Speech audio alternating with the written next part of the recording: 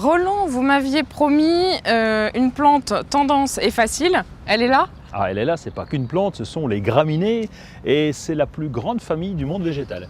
Alors pour une famille, elles ont quand même des looks différents. Clairement, il y en a d'autres que vous connaissez d'ailleurs. La canne à sucre, Ouais. le blé, Mhm.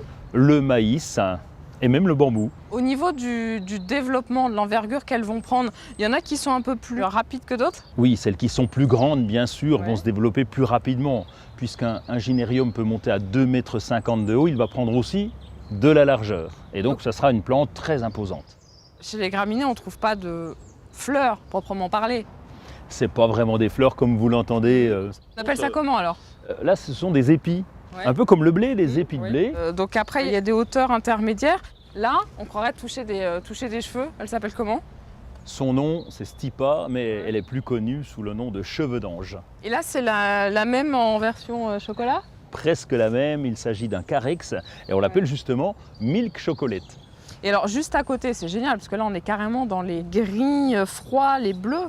Festuca glauca, c'est son nom. Alors là, c'est une plante vraiment tapissante que vous allez pouvoir installer dans les massifs au premier plan. Et elle est vraiment en bleu métallique. Elles évoluent quand même, hein. Là, c'est tout à fait normal, il ne faut pas s'inquiéter. Donc même au niveau des teintes, elles se modifient, elles évoluent? Elles vont varier. Au printemps, elles vont être vert clair, puisque c'est les Ouais. premières pousses. Et ensuite,